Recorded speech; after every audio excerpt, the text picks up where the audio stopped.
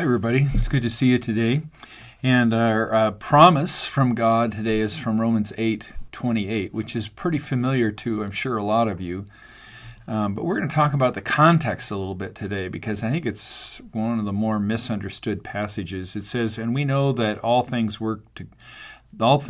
God works for good of those who love Him, who have been called according to His purpose." Well, usually the first misunderstood part about that is that just the first part of that gets quoted. And we know that all things God works for good for those who love Him. And we don't hear the part who are called according to His purpose. But let's look at the larger context. Because this is Romans 8:28. I want to start at 26 and read to you what it says there. "Likewise, the Spirit helps us in our weaknesses, for we do not know what to pray for as we ought. But the Spirit Himself intercedes for us with groanings too deep for words. And He who searches hearts knows what the mind of the Spirit, because the Spirit intercedes for the saints according to the Word of God." And now 28, "And we know that for those who love God, all things work together for good, for those who are called according to His purposes. For those whom He foreknew, He also predestined to be conformed to the image of His Son, in order that we too might be firstborn among many brothers and sisters.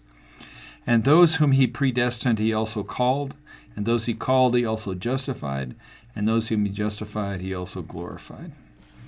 So, we know that all things work together for good. Well, a lot of times we take that and say, well, everything's going to be wonderful for me because, all things work together for good for God. So no matter what happens, I know it's going to all end up good. And in a sense, that's absolutely true, that everything's going to work out for good because in the final scheme of things, God wins and we get to be with God in a new heaven and a new earth. But in another sense, it also means that in the midst of really bad things that are working out really poorly, that God works to good, our good, in the context of the gospel, of God's will, not our will. A lot of times we take this text and we make it about our will, but it's God's will that things get worked out for the good for. So, there's lots of terrible things that happen to us and to people in the world. There's no doubt about that. And they happen to Christians just as much, if not even more, than they happen to non-Christians. Like Jesus says, the rain falls on the just and the unjust alike. God is not sitting here punishing people because they're bad or giving blessings to people because they're good. Jesus totally discredits that idea. And we need to get rid of that idea. Things just happen to us. And the promise here is that in the context of God's overall scheme of things, that everything that happens to us works to the good. Maybe not for us right away in the moment, maybe not even right away in our lifetime, but definitely on the scheme of all the things, of all of eternity, it all works out to good, all of it.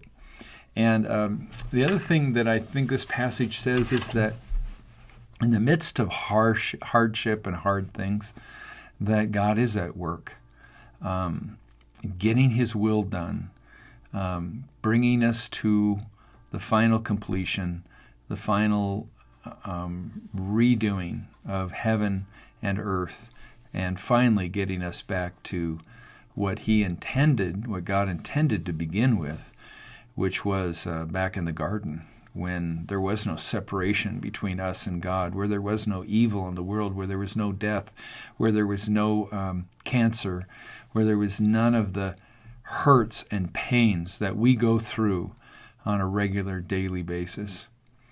God is present in all those things. God is bringing all those things to conclusion, and God is working to good in all of those things for our sake, but also for the sake of the gospel. So have I said anything? I'm not sure I have. But just know that God's in charge. I guess that's it, isn't it? God's in charge.